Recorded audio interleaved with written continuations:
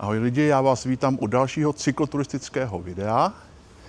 Máme tady léto 2025 a já se nacházím v Schengenu. Všichni se nacházíme v Schengenu, ale já se nacházím v schengenském prostoru, ale já se nacházím přímo ve vesnici Schengen v Lucembursku, kde byla podepsaná v roce 1985 Schengenská smlouva. Prvními signatáři jako bylo Lucembursko, Německo, Francie, Belgie a Nizozemí. Tak trošku si přiblížíme letošní trasu, kudy teda povede. Schengen je taková malá vesnice, má asi 5000 obyvatel a nachází se na břehu řeky Mosela. Takže trasa povede celou vlastně německou, kousek lucemburskou a kousek německou částí té Mosely. Vlastně až do Koblenze, kde se Mosela vlévá do řeky Rýn. Potom asi 100 km podél Rýna do Mohuče. Tam zase se do Rýna vlévá řeka Mohan a potom podle řeky Mohan pojedeme k nám domů do Chebu, bude to asi 600 km a celá trasa by měla mít asi 950 km podle GPSky. Tak, a kde teď přímo jsem? Jsem, jak jsem říkal, v Schengenu, tady je muzeum Evropy a památník, ale bohužel v rekonstrukci, tak si ho jenom ukážeme, jako na fotkách, na videu. A ještě kdo to neví, tak taková zajímavost, ta smlouva nebyla podepsaná tady ve vesnici Schengen, ale na lodi. Ta loď se jmenovala Princess Marie Astrid a kotvila tady na Mosele. Moselu si ukážeme samozřejmě. Jinak je tady pomezí vlastně Lucembursko, Francie, tady kilometr za mnou a Německo, jo? Takže jsem úplně na jihozápadě vlastně Německa. Takže ještě vám tady ukážu, jak tady vypadá ta řeka, jak tady vypadá ta vesnice samotná, ten Schengen, abyste měli představu. Málo kdo to ví, jak jsem se dozvěděl, jo, málo kdo ví, kde Schengen vlastně leží, tak si to ukážeme na mapě, ukážeme si i tu vesnici za chvilku. Já to tam trošku projedu na kole, takže uvidíte, no a pak už se pustíme teda podél té Mosely. Ještě jedna zajímavost, to hodně lidí zase ví. Tady ta oblast je oblast vinařská, jsou tady svahy obklopené vinicemi, je tady výborné moselské víno, tady vyrábí. Já teda na víno moc nejsem, já jsem spíš pivař, ale to moselské mi chutnalo, já jsem tady už byl před 18 lety, kousek té trasy už mám projetý, tak jsem se rád vrátil po letech a podívám se, jak se tady změnilo, co je tady novýho a tak dále. Takže jo, takže já myslím, že dost řečí zase, už tady vykecávám dlouho a můžeme se teda pustit do té trasy. Tak jo.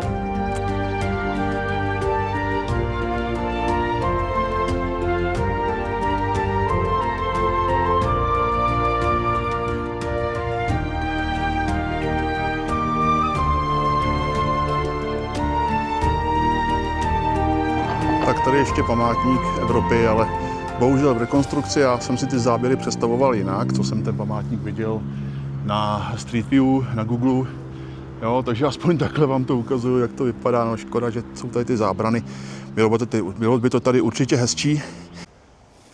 Tady ještě záběr, jsem kousek nad tím muzeem. Vlajky evropských členských států. Tak tohle je Schengen, přátelé. Je tady dost provoz, já se divím, teď to je prostě malá vesnice. Jo, prostě tady to kmitá ty auta docela. Já ještě pak udělám jednu fotku tamhle z mostu asi. Tak tady je ještě most přes Moselu. Je tady příšerný provoz, který bych tady v životě nečekal. Jo, tady tím směrem je záběr. Tady se nedá ani točit, ani mluvit. Tady je záběr proti proudu Mosely směrem do Francie. A tady po proudu směr Trevír a Koblenz. Všechno si samozřejmě ukážeme a pojedeme po německé straně moselské cyklotrasy. Jo, takže tady jsme už na moselské cyklotrase, vlevo je řeka, která tady tvoří hranici s Lucemburskem vlastně a ještě nějakou dobu tu hranici tvořit bude. Jo, že tady takhle krásná asfaltová cyklostezka a vydáme se teda po ní směrem na sever, směrem na Koblenz, ale tam je to ještě 250 km, takže to si ještě počkáme.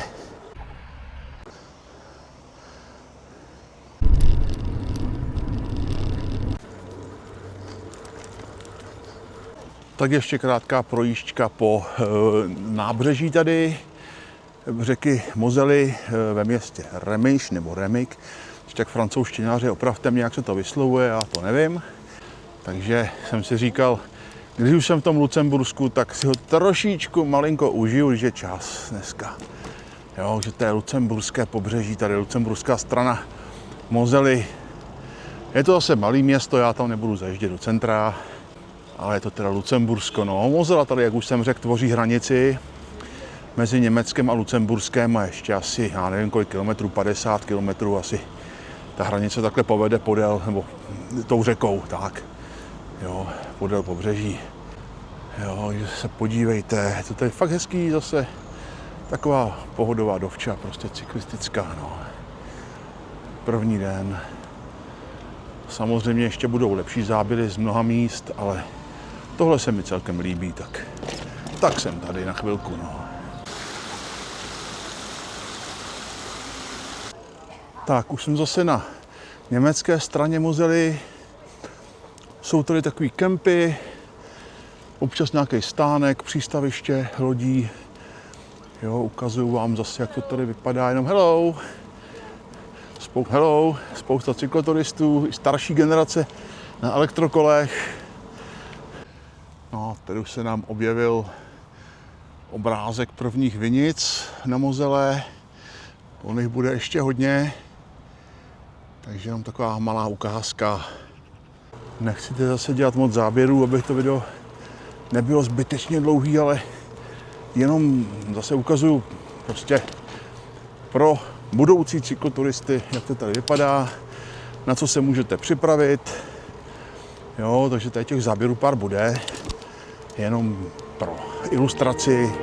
Jak vidíte, krásná se příroda, ta řeka je tady nádherná.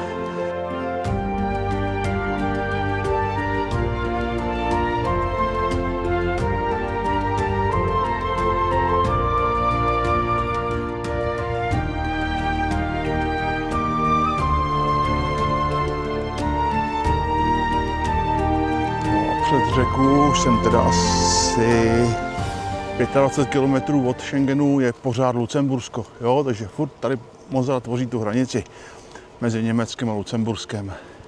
Tak tady jsem u městečka Nitl a ty vinice už jsou tady docela rozsáhlé, podívejte se. Jo, i řeka už se tady rozšířila pěkně, vzadu jsou vidět skály, já do té řeky neskusím spadnout teda. Tak.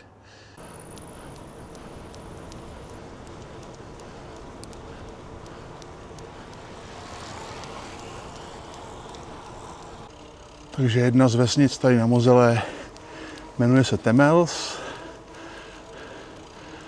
Projedeme, ukážu vám ji, máte jenom představu, oni jsou všechny podobný, jo, ale takhle aspoň ona, ta cyklostezka vede podél řeky, takže tam už není moc co ukazovat. Takže jenom pro představu, jo. Tady těch vesniček je tady spousta a cyklostezka vede po téhle zrovna, takže si ji takhle rychle projedeme. A ona nás zase, ta trasa svede zpátky k řece, jo, takže taková rychlovka. Přátelé, nacházím se u města Konc na Mosele a tady je jedna přírodní zajímavost. Je to soutok řeky Sára s řekou Moselou.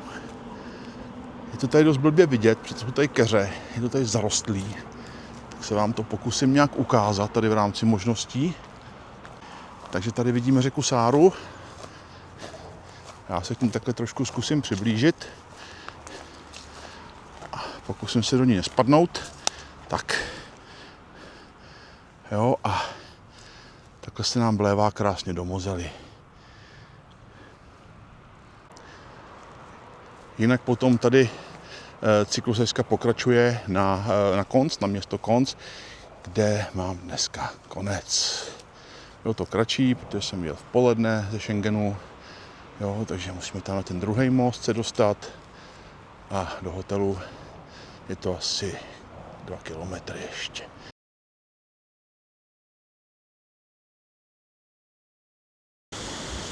Takže přátelé, město Konc, náměstí Markt, jak už jsem řekl, město má 18 500 obyvatel, To je hlavní městské náměstí.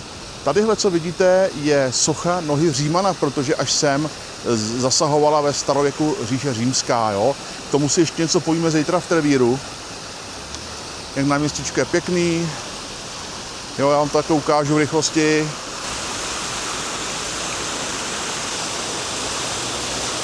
No, tamhle je radnice s hodinama. Je lehce po 7 hodině večer. Jo, to je nějaká kavárna, prostě německý město, jako vždycky všude, je to tady pěkný opravdu. Jo, takhle projdem. Jo, takže město Konc ještě jednou a budeme pokračovat zase dál.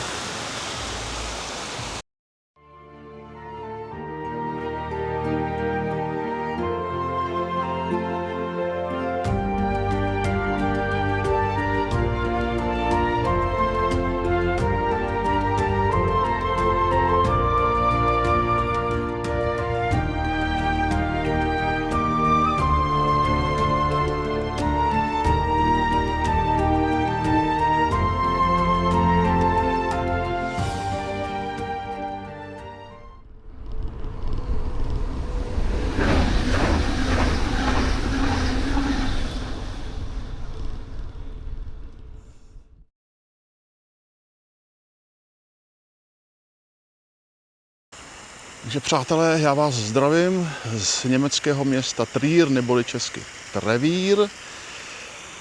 Je to nejstarší německé město, je tady spousta římských památek, některé si ukážeme. Město bylo založené v roce 16 před naším letopočtem Římany.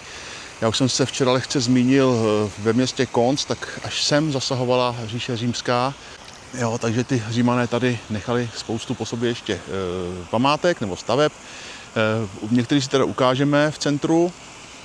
Jo, tady jsem v jednom parku tady vedle císařských termálních lázní. Ty jsou bohužel v rekonstrukci, takže jsem dovnitř ani nešel. Že si je takhle ukážeme jenom v rychlosti přes plot. A podíváme se pak do centra. Je to tam pěkný, já jsem tady byl před 18 lety v Trevíru, moc se mi tu líbilo. Takže se vám pokusím tak ještě něco z toho ukázat. Tady si ještě podívejte na kurfiřtský palác ze 17. století, který dneska slouží k různým kulturním akcím. Jo, konají se tam nějaké koncerty a podobně. Jo, že další park. Samozřejmě celý Trevír by byl na samostatný video, což na to nemáme čas ani prostor. Takže to budou jenom takové kratší záběry z několika míst. Tak, koukáme na další římskou památku. Jedná se o raně křesťanskou baziliku Aula Palatina ze 4. století. No, těch římských památek je tady opravdu hodně v Trevíru a Trevíru se přezdívá německý Řím. Jo, právě pro jejich velké množství tady zachovalé. Až některý si ještě ukážeme, samozřejmě tohle není poslední. Jo, zase je takový náměstíčko tady okolo. A dáme se jukneme do centra ještě za chviličku.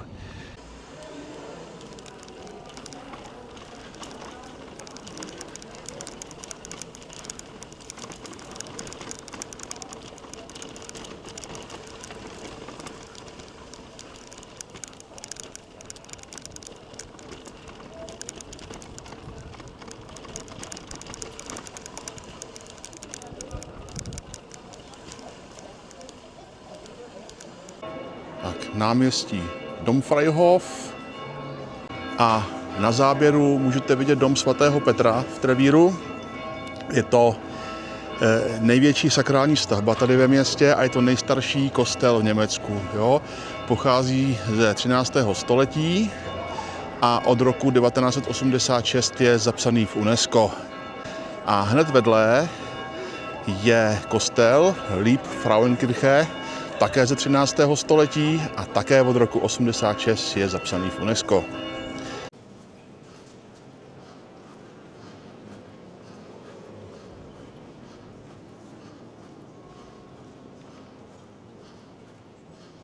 Nádherné trevírské náměstí Altstadt s hrázděnými domy, nádhernou kašnou zdobenou.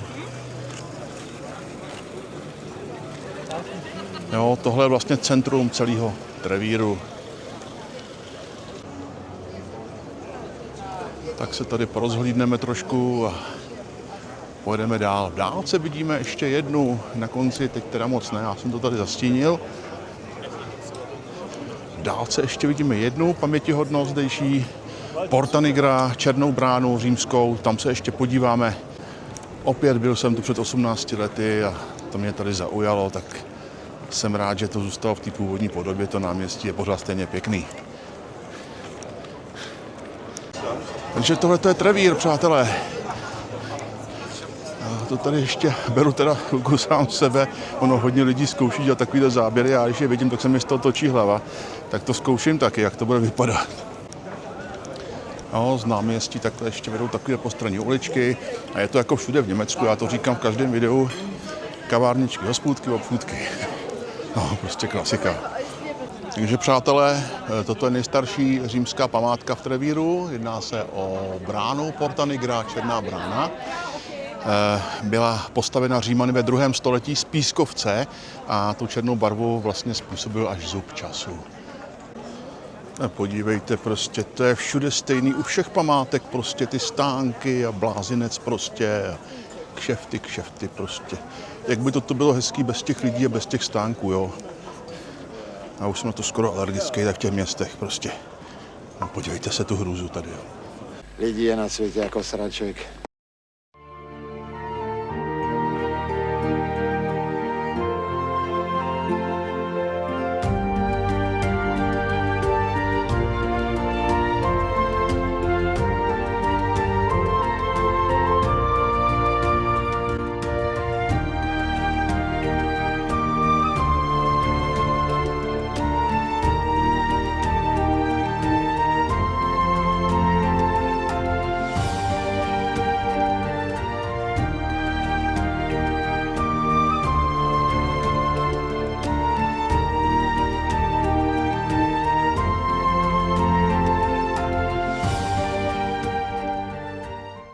Rozloučíme se s Trevírem, tady už je zase mozilská cyklotrasa. Jo, řeka je asi 200 metrů po mé levé ruce, takže jdeme po proudu směr Bernkastel Kues a Koblenz. Dneska není moc horko, naštěstí. Jo, se jede celkem pěkně. Ještě jsem se zapomněl zmínit, Trevír a tyhle ty města kolem Mosely se nachází všechny ve spolkové zemi Porýní Pfalz. Jo, to jsem ještě zapomněl říct do videa. A vlastně projdeme touhle spolkovou zemí a závěrečná část vlastně výletu nebo expedice bude v Bavorském, tam se docela těším. Teď se chvíli pojede po levém břehu Mosely, že tady přejíždím most železniční, stezka vede přes něj. Sobota dneska, takže tady čilej sportovní ruch. Tak, jsme na konci mostu, sfoukneme dolů a jedeme.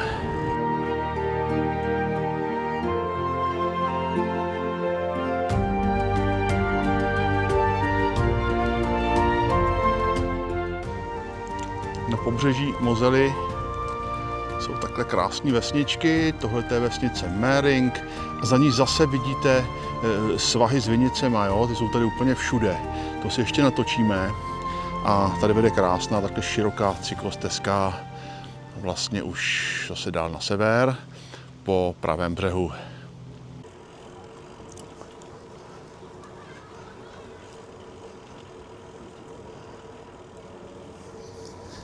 Tohle údolí je fakt nádherný, jo? Podívejte se ty kopce okolo, co tady řeka dokázala vyhloubit za miliony let.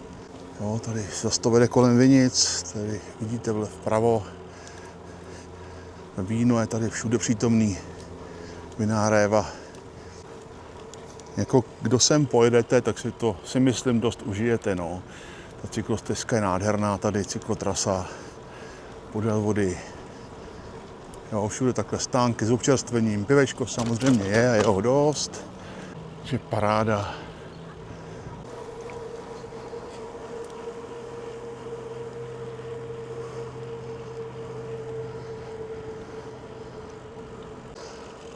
To je neuvěřitelný, ale ty vinice jsou tady fakt všude. Mě by jenom zajímalo, jak to obhospodařujou v těch strmých kopcích. Protože to je neuvěřitelný tohle. I tohle se dá vidět na mozelské cyklotrase. No, ty jsi pěkný kluk. Hele, a musím tam mít ten plot? Nemusím, viď, když ti to přiblížím. No, ty jsi krásný. No, to je nádhera.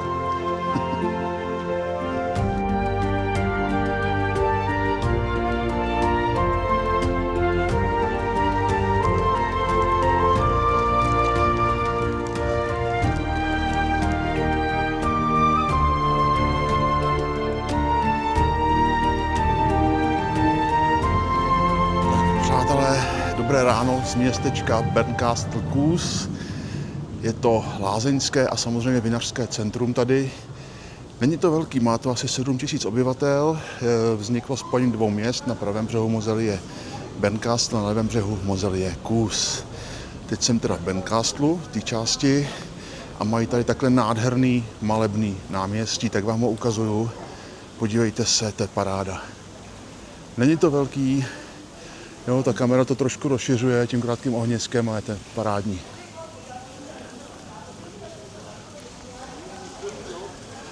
Maličký městečko, opravdu, ale malebný. Jo, jako postranní uličky.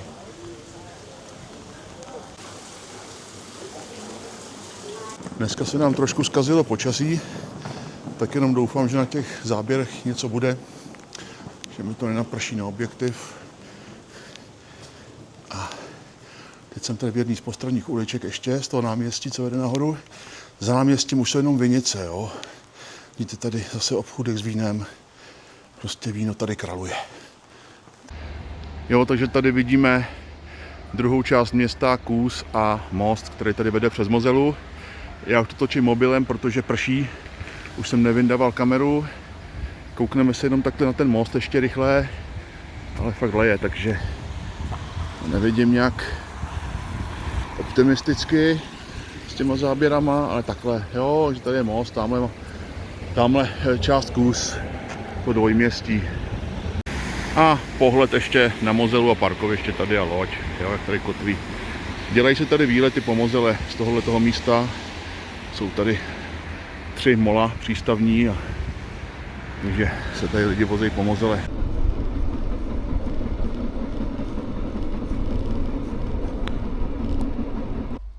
Tohle mě na Mosele nepřestává fascinovat. Ty obrovský vinice, ale úplně všude tady kolem. Jo, teď ta cyklostezka vede přesně mezi nima. Na takovým malým návrší. Ale podívejte se okolo na těch svazích, samá vinná réva.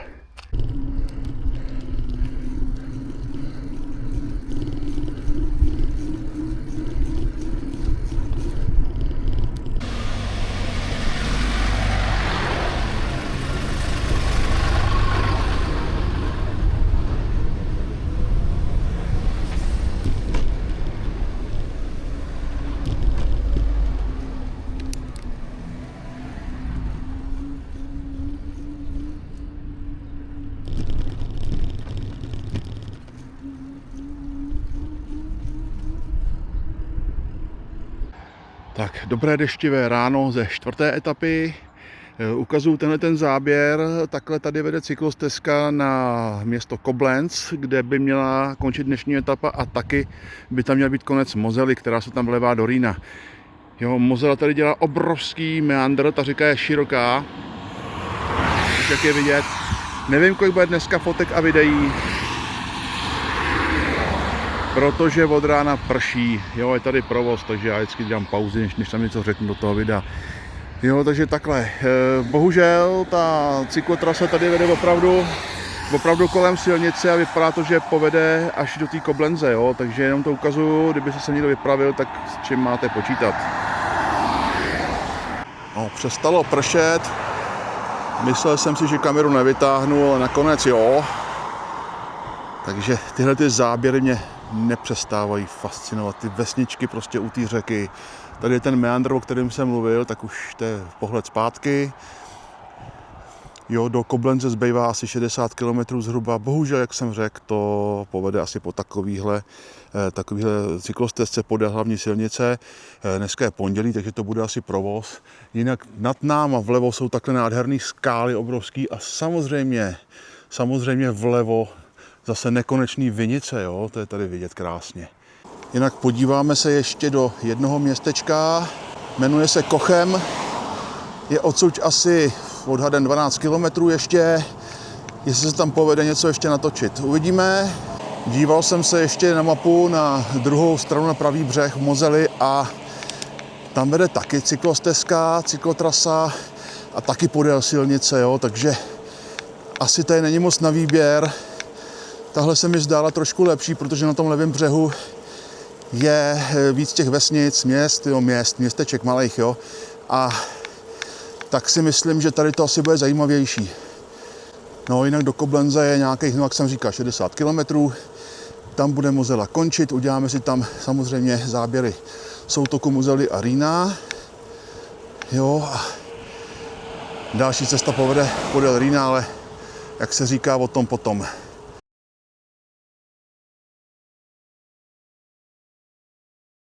Takže město Kochem, takhle vypadá příjezd.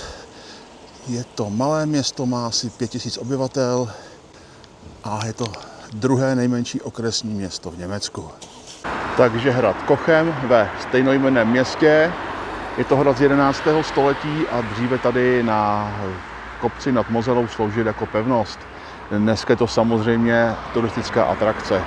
Tady se díváme na město Kochem, no, městečko Kochem a samozřejmě na Moselu. Jo, naproti opět vinice a se takhle zatočím zpátky, tak takhle je příjezdová cesta vlastně sem do města. Tak nádherné malebné náměstí v Kochemu, zase hrázděný domy, tohle se mi vždycky moc líbí, tak vám to taky chci ukázat. Jo, beru to takhle krátkým ohniskem, protože mobil mi to nezabere, takže takhle vidíte náměstí jako celek s krásnou kašnou. Tady ještě jedna z ulic v Kochemu. Máme poledne, zvoní tady zvony na kostele. Fakt dobrý. Je to tady pěkný, je to malebná atmosféra zase ve městě.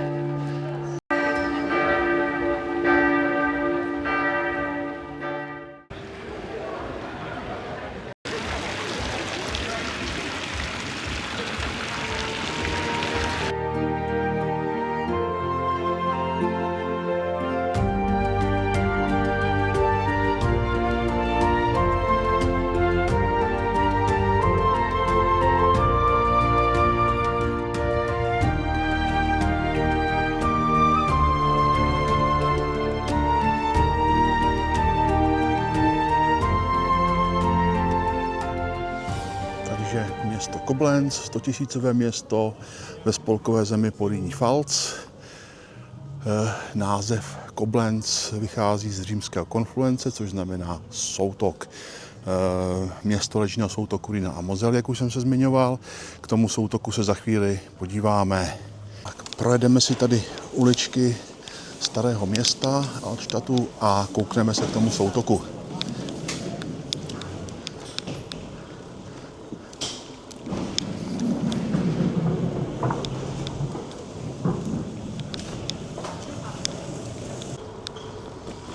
Město se nachází na obou březích vlastně Mosely a Rýna, jak je tady vidět. Je tady takováhle pěkná promenáda kolem vody. Jo, pořád jsem u Mosely ještě. A to jsou poslední metry vlastně s Moselou. Tak nepřejedeme holčičku. Takže ahoj Moselo.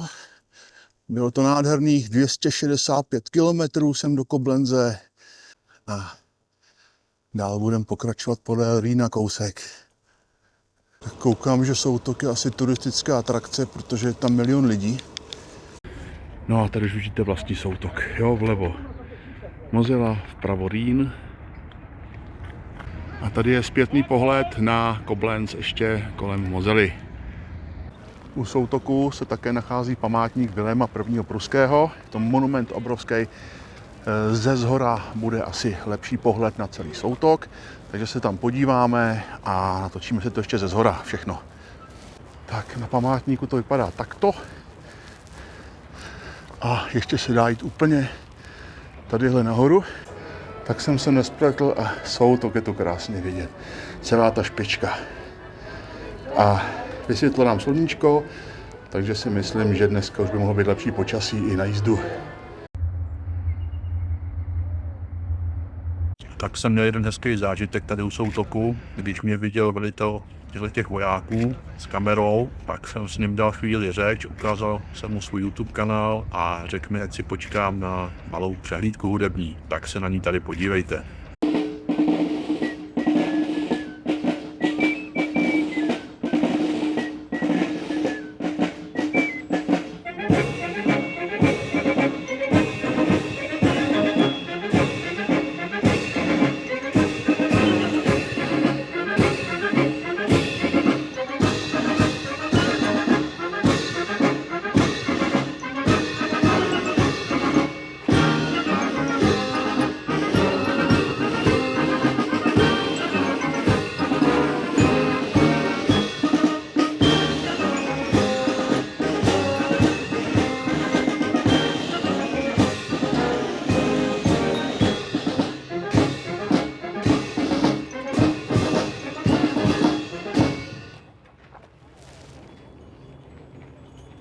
Takže první metry podél Rýna.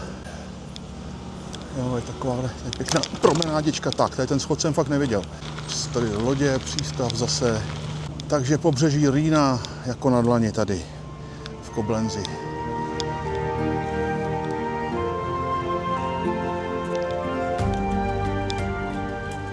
Tak a je tady asi pěší zóna a tady asi nemám na kole co dělat. Takže se tady přesunu na cyklo.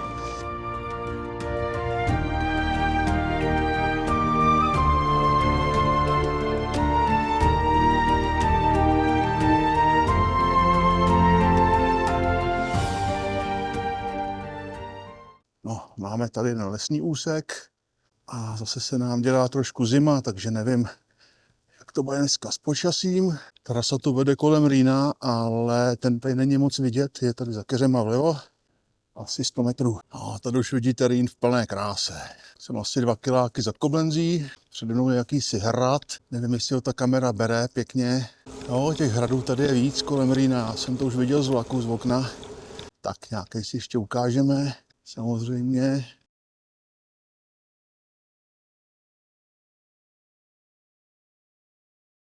Tak náměstí ve městě Boppard. Je to takový tady zase malebný, pěkný, podívejte, jo, je taková jen rychlovka zase. Tak to tady zabírám. Krásný kostel tady mají. Jo, už byl vidět z dálky od Rýna. Tak se mrkněte. Oni všechny ty města jsou tady vlastně takhle okolo Rýna, jsou jako docela ostrý svahy na obě strany a ty města jsou jako hodně vždycky u řeky jako orientovaný, jo. Že ty svahy jsou fakt ostrý a tam by se asi nic nepostavilo moc, jo.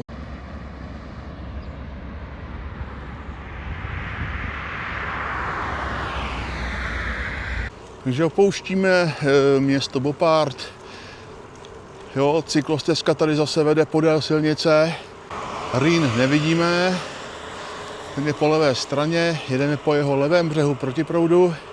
Takže tady těch městeček tady bude víc, jo, tak si tam ještě nějaký ukážeme. Myslím si, že si budou dost podobný. Bohužel cyklostezka zase vedle hlavní silnice, jo, jak jsem se díval do mapy, tak to tvoří docela velký úsek tady z té Koblenze do Mohuče. Ale jede se pěkně, jo, je to široký ten pruh celkem, takže no, nedá se nic dělat, asi to jinak nešlo. Mě to tady trošku připomíná rakouskou část dunajské cyklotrasy. Kdo jste viděli moje video, dáte mi možná za pravdu, protože ta část těsně za Německem vlastně vypadala podobně, jo, okolo ostrý kopce nahoru, mezi tím řeka, krásná cyklostezka, Akorát vedle nebyla ta hlavní silnice, no, to je trošku škoda.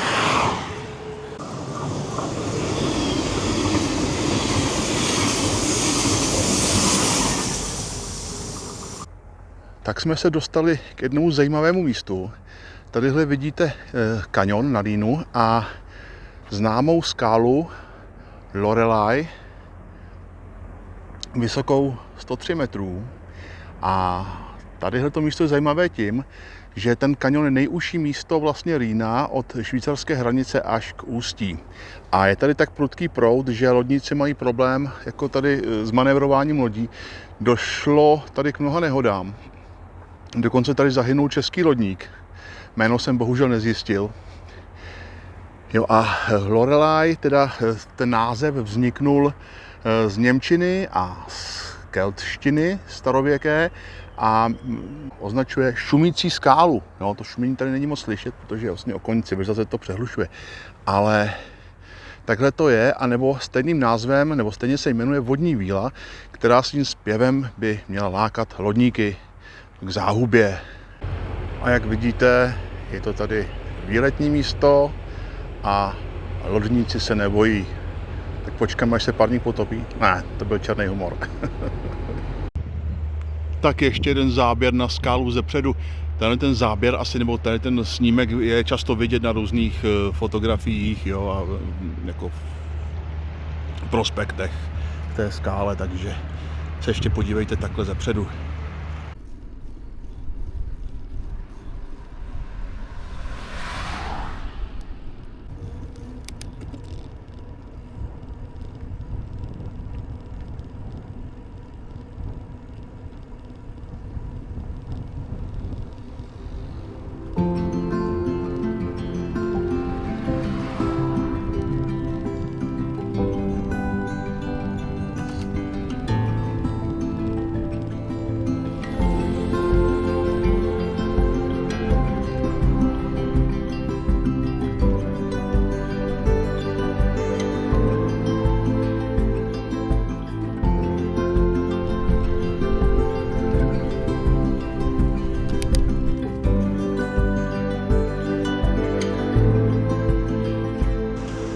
Takže přátelé, město Mainz, nebo český Mohuč, právě se blížím k soutoku Mohanu s Rýnem, ten si ukážeme. Do města si zajíždět nebudu, protože to město je obrovský, já jsem se měl asi 6 kilometrů prostě městem v provozu, jo, takže mě to neláká hledat nějaký starý města a památky, protože to město je opravdu velikánský. Bylo by to asi na samostatný video, což je asi zase zbytečný, není čas a prostor, jak já říkám. Jo. Teď se teda jenom držím navigace tady a směřuju k tomu soutoku.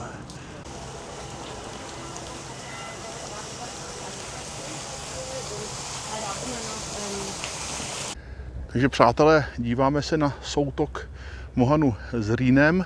Mohan je tamhle v dálce, jak vidíte ty jeřáby. Jo. Já nevím, jestli se mi povede ještě udělat lepší záběr, tam cesta pokračuje tam po tom mostě, ale využívám příležitosti, kdy ten soutok je trošku aspoň vidět. Takže tady se rozloučíme s nádhernou řekou Rýn a další etapa povede podél Mohanu. Ten Rýn to byla nejkratší vlastně etapa, měřila kolem 100 kilometrů. Jo, trvala jeden den přesně, od dopoledne do dopoledne a dál teda budeme pokračovat podél Mohanu a je to nejdelší část celé trasy vlastně, ta bude mít kolem 600 kilometrů. Takže díváme se na katedrálu svatých Martina a Štěpána v Mohuči. Je to původně románská katedrála z 10. století, takže tady prošla historie. Jo, teď jsem tady na hlavním náměstí. Mě to nedalo, musel jsem sem zajet nakonec, abyste z té Mohuče taky něco měli. Jo, navíc to nebylo daleko od cyklotrasy, takže nebyl problém sem zase přijet. Jo. Takže hlavní náměstí, tadyhle jsou zase nějaké postranní uličky. Já se tu nechci moc zdržovat. Jo, je tady zase spousta lidí, cyklistů, co jsem potkával po cestě. Takže se podívejte tady na vlastně největší náměstí tady v Mohuči s katedrálou.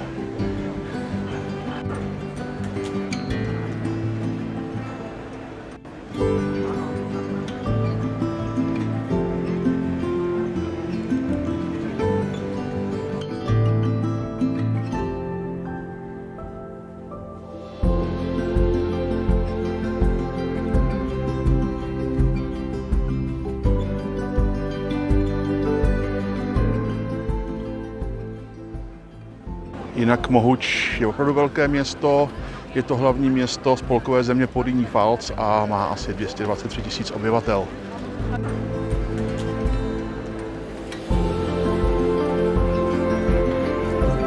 Takže mrkneme se na ten most, jestli tam nebude lepší záběr na soutok a vyrazíme podél Mohanu, přátelé.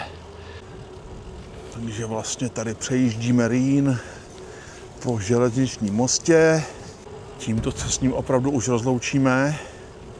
Na mapě jsem viděl, že se k tomu soutoku dá dojet. Vede tam nějaká cyklotrasa, která to bude chviličku trvat. Jo, takže se asi uvidíme přímo na tom soutoku, jestli mi povede tam dojet. No, nevím, kde bude odbočka k tomu soutoku. Tady. Perfektní. A jedem. Tak jsem se splet, vyjel jsem tam do nějaký fabriky, ten soutok je támhle vzadu. Ona ta řeka Mohan, já nevím, jak moc je známá, já jsem ji celý život trošku ignoroval, ale před nějakým časem jakási holčina na Facebooku jela podél Mohanu z Chebu a já jsem si vyžebral GPX soubor a ta trasa se mi líbila. Tak jsem říkal, hele, zkusíme to, nevypadá to špatně. Nevím už, kdo to byl, ale ještě jednou děkuju za GPX soubor. A já jsem tu trasu trošku teda upravil, otočil a dáme to teda proti proudu Mohanu a uvidíme, jak to tam bude vypadat. No, je to tady, koukám, že je to tady atraktivní místo, je tady pár lidí a jsme tady. Takže přátelé, tohle je soutok Mohanu s Rýnem. Jsem na samé špici. Pokusím se tam nevjet do řeky. No tak to je paráda, hele. Super. Takže přátelé, díváme se už nikoliv na Rýn, ale na řeku Mohan, která se tady do Rýna vlévá. Podívejte se. Vzadu vidíte teda Mohuč, Painz. A tady jsem na samé špičce vlastně soutoku. Vedla jsem krásná cyklotrasa, je tady pár lidí, je to turisticky asi trošku atraktivní místo. Tady po tom mostě jsme přijeli a takhle se ještě podívejte, jednou v dálce je Mohuč, já vám také zvětším. A ještě jednou takhle tady vypadá ten areál, to místo. A jsem slez ještě o něco níž. Tady nám pluje loď do Mohanu. To je krásný.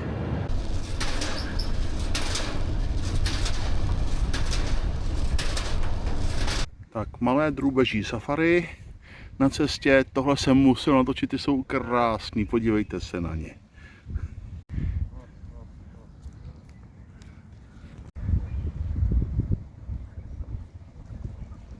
Přátelé, cesta pokračuje na jedno z největších měst v Německu, Frankfurt nad Mohanem.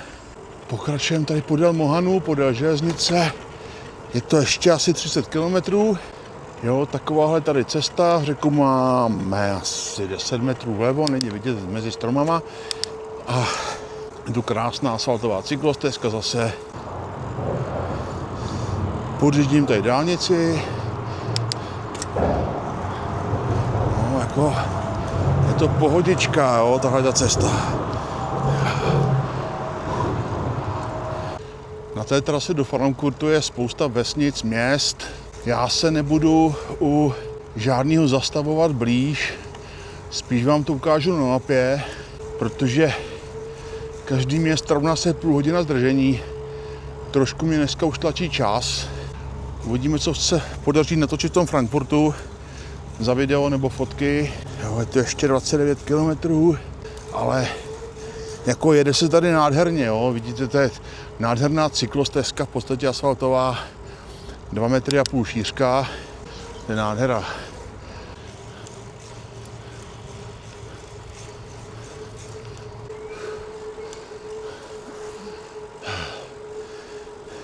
Jedu pořád na Frankfurt nad Mohanem. Je tady takováhle pohodová, krásná asfaltová cyklostezka kolem řeky. Jo, a tady se po pravé straně se tady nachází různý malý a střední města, kterým se ta cyklostezka vyhybá, což je super, že se nemusí jezdit přes ně. Že opravdu to opravdu to vede podél řeky a na značkách je tady Innenstadt, jo, jako vnitřní město. Ještě to je asi o 7 kilometrů, takže se asi uvidíme až ve Frankfurtu. No, takže se blížím k Frankfurtu. Zhousnul tady provoz. Nemyslím tím jenom auta, tady co tady proti mě jedou, ale i cyklisti. No, ale ještě to asi 10 kilometrů necelých do centra.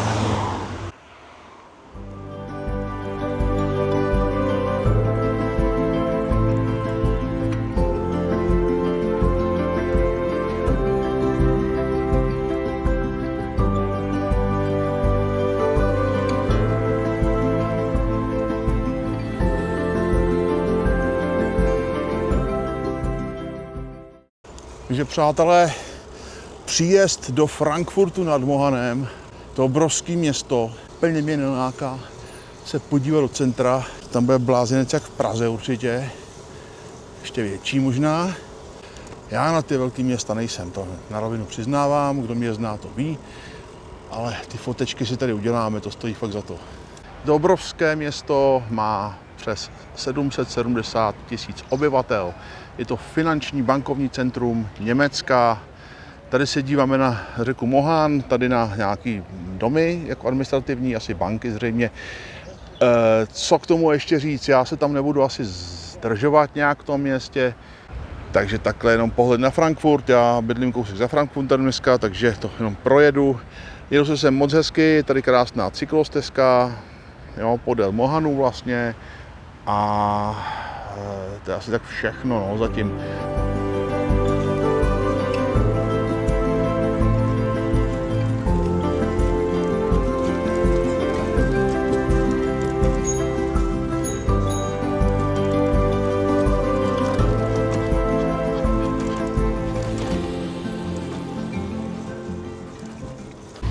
Tak asi jediný přívoz přes Mohan, ale bohužel jsem to nestihl natočit ani jízdu, já už jsem na druhé straně, ale jenom pro dokumentaci.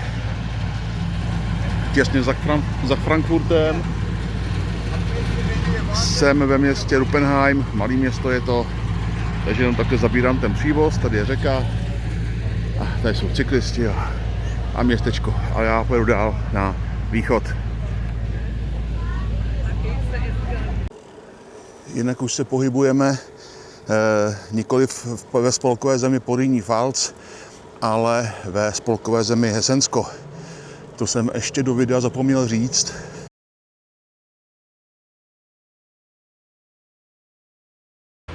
Přátelé, nacházím se ve městě Aschaffenburg. Tady vidíme zámek Johannisburg, je v rekonstrukci.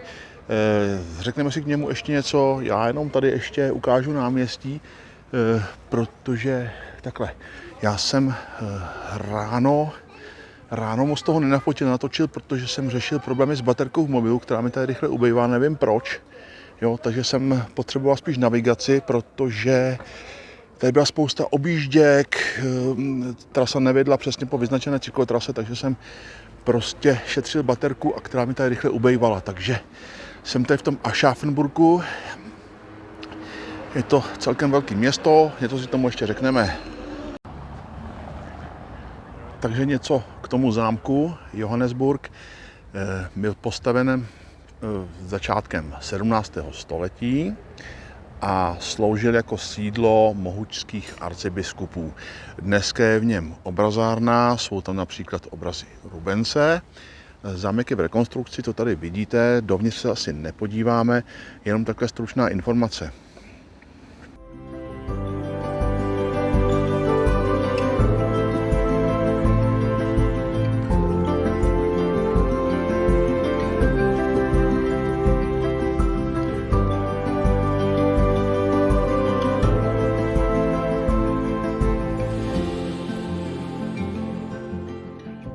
Takže cesta pokračuje dál podél řeky Mohan.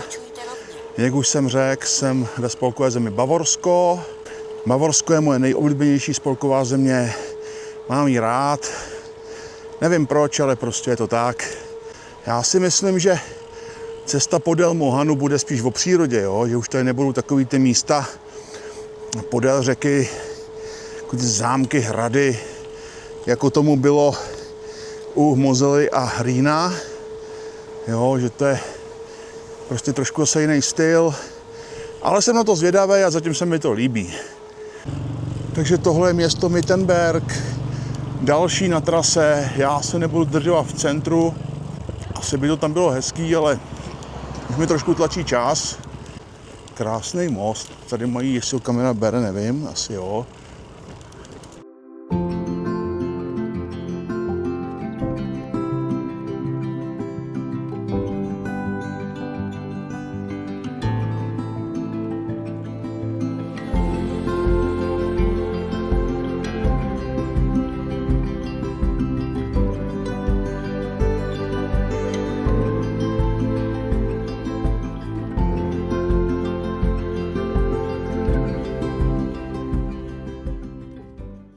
Tak, dobré ráno z další etapy v pořadí 8. Jedu po pravém břehu proti proudu a jak jsem řekl, ono to bude spíš o té přírodě, než o nějakých, o takovém tom wow efektu, jako tomu bylo u předchozích 2 řek. Jenom to točím, ať máte představu, jak to tady zhruba vypadá, kdo se sem vypravíte. Je to tady pěkný, jo, jako doporučuju to určitě, tu trasu.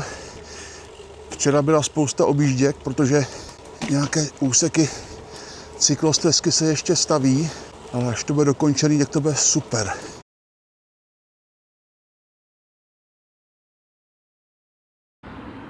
Tak, dalším zajímavým městem na Mohanu je město Wertheim se zhruba 24 000 obyvateli.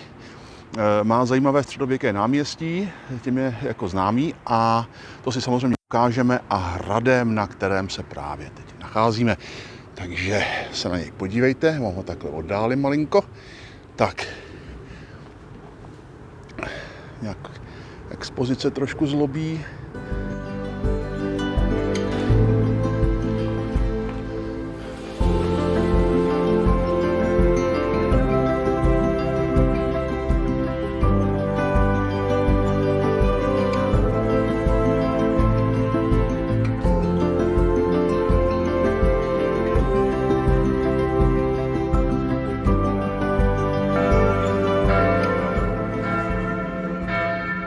Takže jdeme od hradu dolů, zpátky na náměstí, který vám ukážu za chviličku. Jsou tu takovéhle úzké uličky. Jak jsem se dozvěděl, tak tím středověkým náměstím je to město opravdu známý, takže asi se máme na co těšit. Tak, jo, takhle jsem tady mám jako voschod, ano. Tak. Takže tohle je hlavní náměstí ve Wertheimu. Podívejte se, krásná architektura zase, středověký domy. Jo, podíváme se ještě do nějaký postranní uličky taky.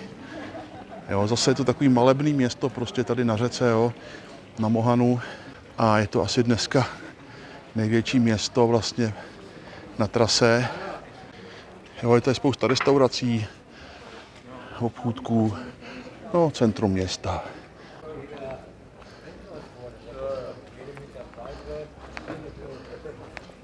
Zase nádherný hrázděný domy, postranní uličky.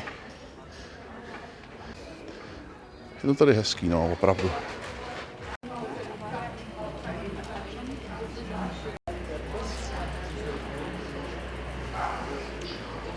No, tady vidíte jednu z postranních uliček z náměstí.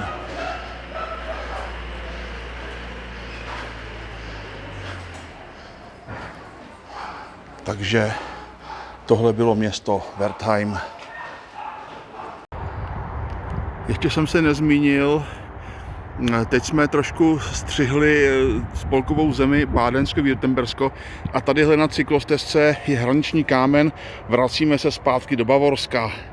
Tak vám to jenom ukazuju, já jsem to zapomněl zmínit, jo, v předchozím záznamu, takže opět Bavorsko, je tady krásná takhle cyklostezka, mrkněte. A tady je můj stroj. Čekám na další cestu.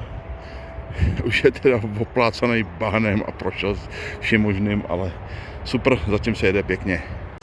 Tady za městem cesta pokračuje takhle krásným údolím. No, řeka tady vyhloubila takový široký koryto, okolo jsou lesy, tam vidíte vepředu ostrý svahy nahoru, prorostlý lesy a řeka je tu pěkně široká.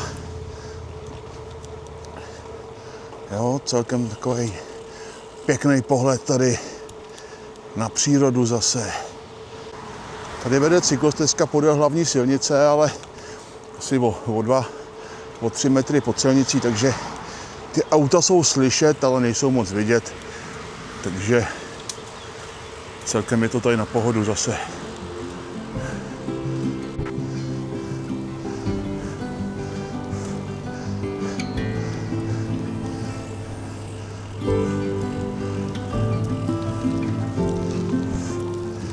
Ty vole, tady si jel závod míru nebo co, ty? Peloton? Ne, jsou tu samý éčkaři, ale to bylo hezký tohleto.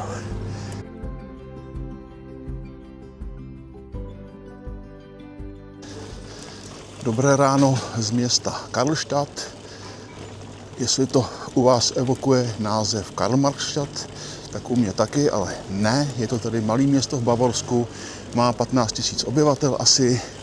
Jo, takže vám ukazujeme také rychlej průjezd centrem, kde už to začíná dopoledne pomalu žít. Dneska je sobota 12. července, jo, takže si jenom také profrčíme centrum. Určitě těch měst bude ještě víc. Dneska nás čeká ještě Würzburg. Tady je nějaká fronta na cosi. Tak jim objedeme ty lidi. A tady se chystá nějaký festival zřejmě. Nebo byl. Nevím. Tak. No a jsme pořád v Bavorsku a v Bavorsku zůstaneme až vlastně do konce cesty.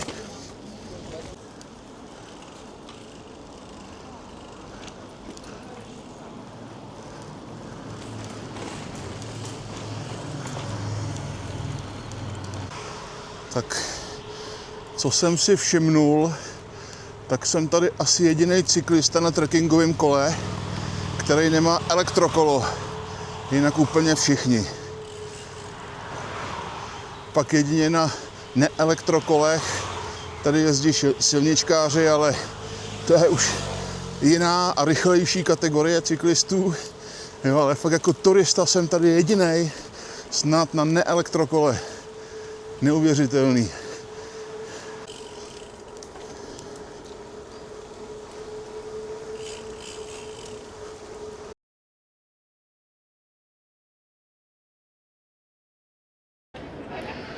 Takže přátelé, město Würzburg, 6. největší bavorské město, 132 000 obyvatel.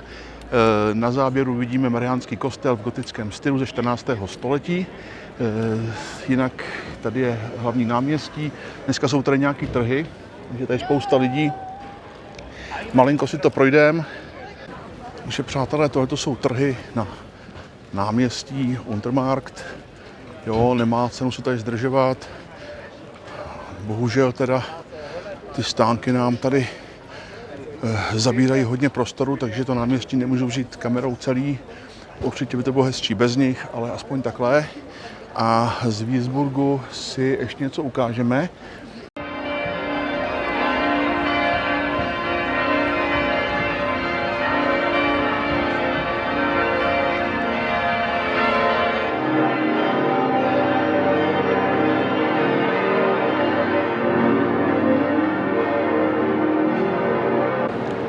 Vypadá to, že ty zvony svolávaly ke mši. Bylo to slyšet v celém městě tak, že nebylo slyšet vlastního slova, takže asi tady nebudeme rušit. Takže to bylo takový zajímavý svolávání na mši. Nebylo slyšet vlastního slova tady ve městě, jak to tady hučelo ty zvony. Jinak tohle je Altstadt ve Würzburgu, jo, takže pár záběrů, je tady přelidněno, je tady mraveniště, to vidíte všichni. Jo, a já si myslím, že asi v Würzburgu všechno. Jo, takové ty staré města jsou vždycky nejhezčí z těch měst. Kde podívat se vždycky na tu starou část stojí za to. To už jsem říkal několikrát ve všech videích. Jo, takže takhle Altstadt, já to ještě také zaberu celý. Jo, ten dom se jmenuje Dom svatého Kiliána, tady se ho ještě zabereme jednou. A já si myslím, že asi můžeme popojet kolem Mohanu zase dál po trase. Tak pořád ještě Würzburg a cesta kolem Mohanu.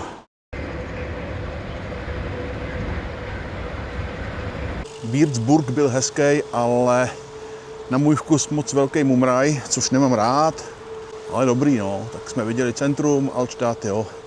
Jedeme dál, uvidíme, co se před náma zase otevře za další výhledy a dobrodružství.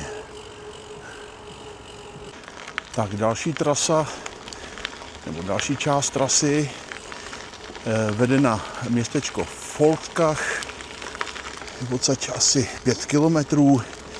Tady vidíme postranní kanál Mohanu, poměrně klidná voda. V tom městě se zastavíme, uděláme si tam nějaký záběry náměstí zase. Jo, uvidíme, jak to tam bude vypadat. Na téhle cykloturistice mě baví to, že se člověk podívá do měst, kam se normálně nepodívá. Kdybych tady byl autem, tak to projedu a vůbec nevím, že to město existuje.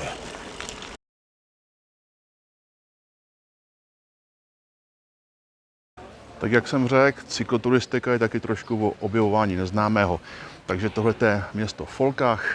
Jsem tady zase na hlavním náměstí Marktplatz. Jo, to je krásně hrázděný domy, krásný zase prostředí. Tak se podívejte se mnou, mají tady také krásného koníka na kolečkách a kašnu. Tak se na ní podíváme zblízka.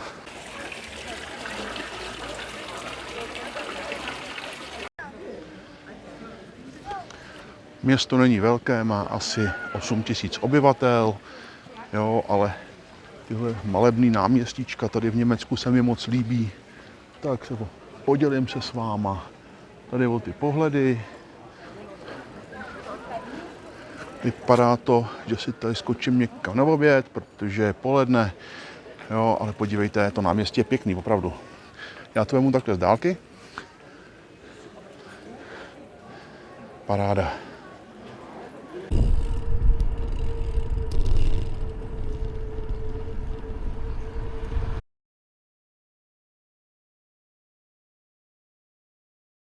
Tak, krátké zastavení ve městě Schweinfurt.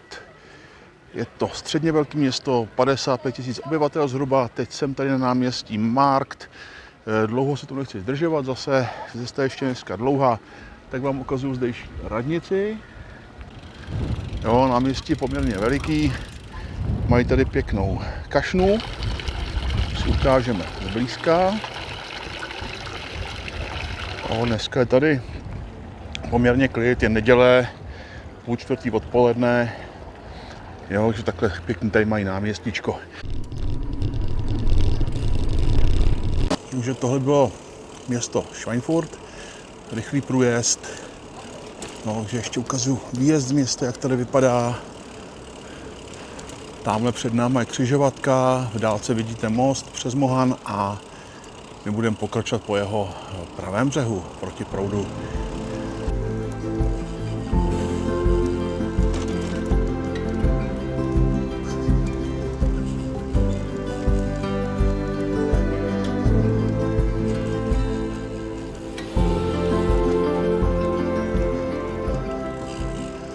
Takže opouštím město Schweinfurt a jedeme už na východ směrem na Bamberg a Bayreuth, ale ještě nějaký města snad budou po cestě, které budou stát za nějaké fotky a krátké video.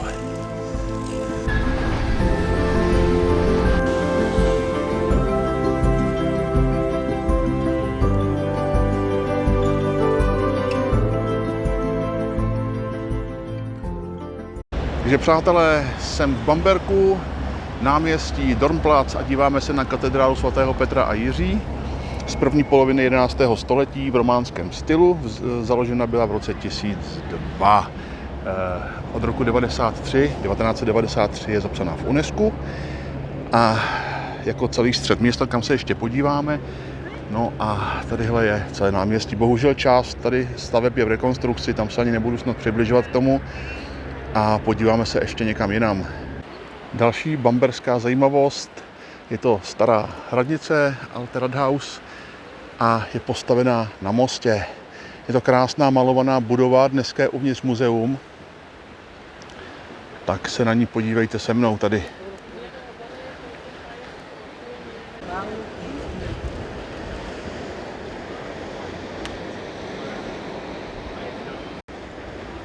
Jo, ještě z druhé strany a tady ještě pohled na řeku a most.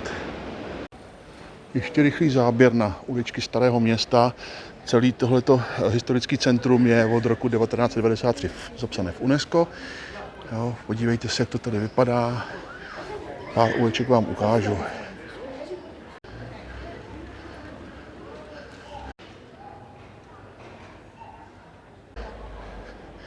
Jo, krásně upravené Staré Město. Tak, přátelé, dobré ráno z 12. etapy.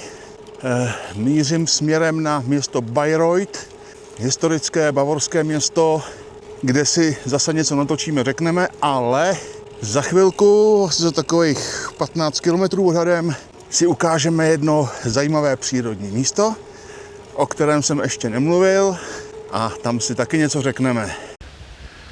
Takže přátelé, jsme na slíbeném zajímavém místě. Tady kousek od města Kulmbach vzniká řeka Mohan, německy Main, soutokem dvou řek, červeného a bílého Mohanu. Ten červený vidíme přesně před sebou a bílý přitéká tady zleva. Jo, že Mohan nemá vlastní pramen a vzniká soutokem zase, jo, dvou říček. No a tady už potom pod mostem už se to jmenuje Mohan.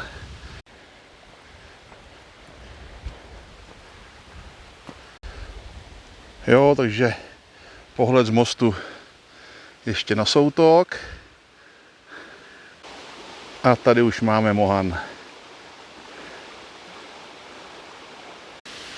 Tak jsem za mostem a je tady takovýhle areál odpočinkový a informační tabule k místu.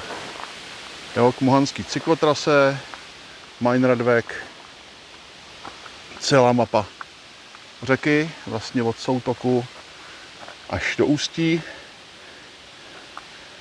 A prostě je tady možnost si přečíst nějaké informace k tomu.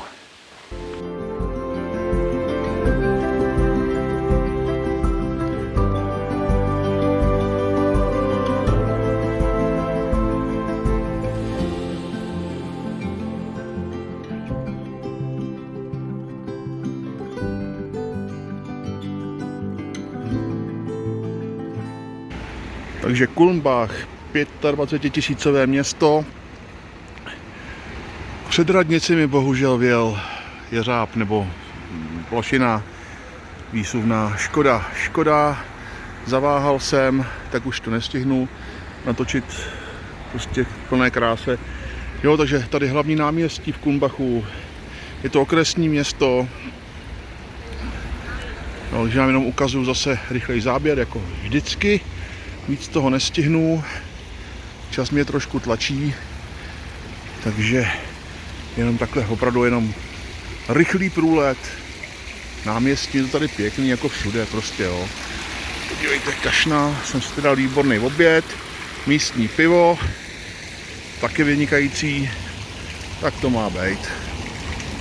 Takže náměstí v Kulmbachu.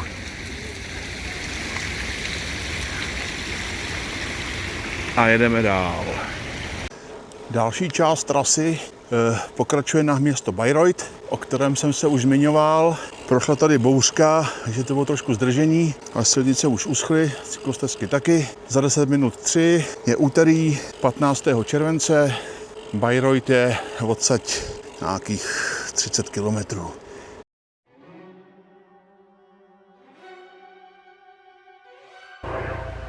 Přátelé, jsem v Bayreuthu a tady, co vidíte tuto budovu, tak tudy kráčely dějiny.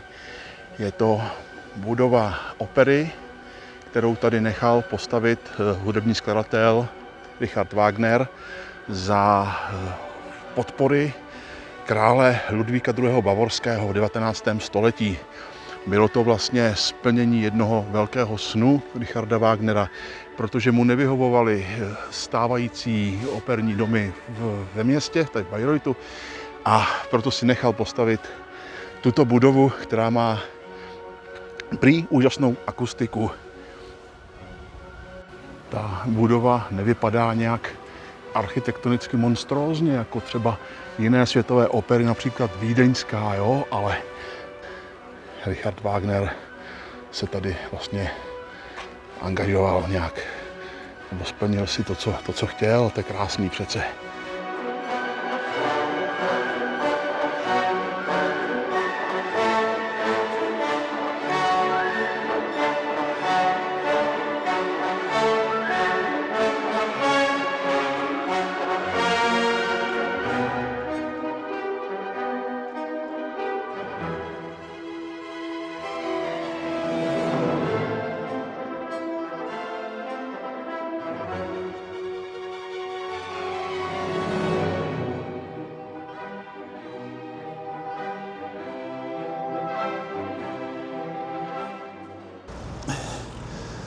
Takže dobré ráno z Bayreuthu. Včera jsme si ukázali budovu opery Wagnerovo. Tohle to je náměstí, nebo ono se to jmenuje Maximilianstraße. Vypadá to jako náměstí, jsou tady obchody. Jo, je taková zóna tady obchodní a uspěší tamhle vzadu, myslím. Jo, je taková hlavní ulice tady v Bayreuthu. Tak si rychle projedeme.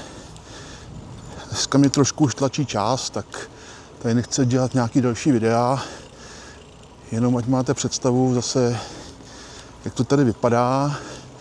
Jo, Bayreuth je pěkný město, žije hudbou vlastně, jo, ten Wagner tady opravdu nechal velký odkaz. Já jsem tam ještě objevil nějaký zámeček, tak se tam taky podíváme k němu, je tam pěkný zámecký park. Uvidíme, co nás tam čeká.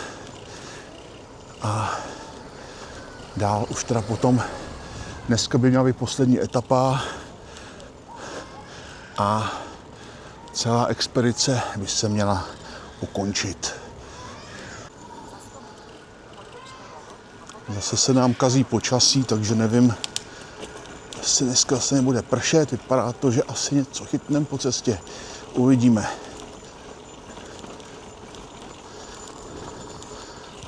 Takže díváme se na zámecký park u zámku Neuschloss, Nový zámek. Zepředu vypadal ošuntěle, tady odsaď tu budovu ještě nevidím. Jo, já si ten park zkusím takhle projet a ukázat vám ten zámek, jestli to z druhé strany nebude hezčí. Doufám, že se tam může jezdit na kole, tam nějaký cyklisty vidím před sebou, tak snad jo, aby mě nevyhodil. No, takže uvidíme, tak si to objedeme a ukážeme si ještě snad něco. Tak ještě pohled na zámek od parku a tady je jasně vidět, že asi potřebuje rekonstrukci. Ještě jezírko v zámeckém parku. No, čekal jsem od toho parku trošku víc, přiznávám. Jezírko je takový zanedbaný, nevyčištěná voda. No ale kdyby to bylo jako trošku tady uklizený, tak by to bylo i hezký.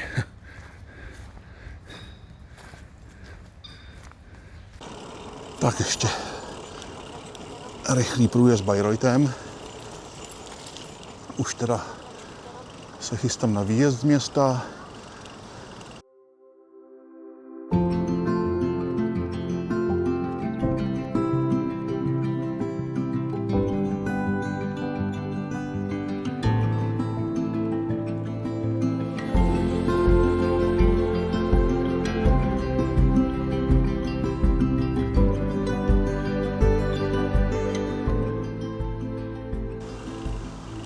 Zajímavý výjezd z města, tady pod Loubími, ano. No a pojedeme podél červeného mohanu Rote Main, který, jestli ta kamera to bere, tak tady je takový malinký úzký kanál vpravo. Tady ho vidím za plotem, nevím, jestli ho kamera bere prostě. Ven z města. Já na ty města moc nejsem, ale ten Bayreuth je fakt pěkný. Viděli jste aspoň kousek. No.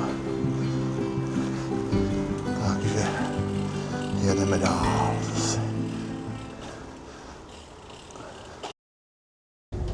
Takže přátelé, já vás zdravím ze závěru cesty a přiznávám se k jedné věci. Já jsem posledních 60 km do Chebu normálně zbaběle vzdál, protože pršelo, byla zima. Takže posledních 60 km jsem se teda svez vlakem a teď jsem na cestě ve vlaku z Chebu do Prahy. To by mě dorazit asi tak za 2,5 hodiny nebo za 3. A co se týče celé cykloturistické cesty, zhodnocení, nevím, co k tomu říct, viděli jste, jo? Snažil jsem se to asi nějak zdokumentovat, snažil jsem se vám ukázat nějak průřez té cesty, viděli jste německou část Mosely, kousek Rýna a vlastně celou německou část řeky Mohan. Takže si udělejte názor, jestli se to povedlo, nepovedlo, já už tomu nemám víc co dodat. GPX soubory budete mít zase dole pod videem, kdo má zájem prostě tu trasu si skopírovat ode mě, tak není problém. Jo, a komu se video líbilo, dejte like, komu se nelíbilo, dejte dislike. Jo.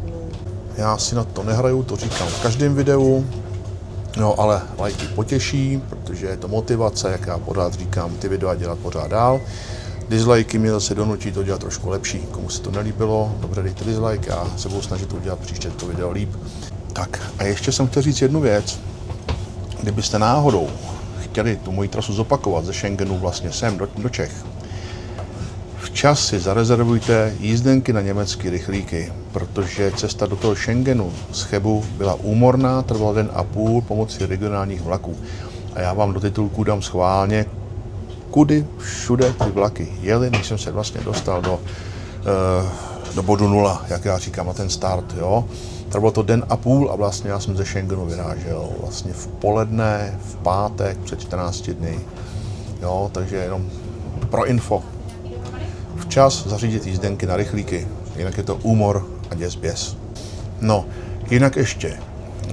Celkově najeto na těch třech řekách 944 km plus 20, když jsem se dostal na vlak a z vlaku zase, nějaké 960, necelá tisícovka. Bylo to asi 12 etap. No, já to ještě potom hodím do titulku, jo, abychom tady nežvanil nějaký voloviny. Jo, takže takhle, no. Takže se mějte a já si myslím, že se zase uvidíme u nějakého videa. Zatím čau.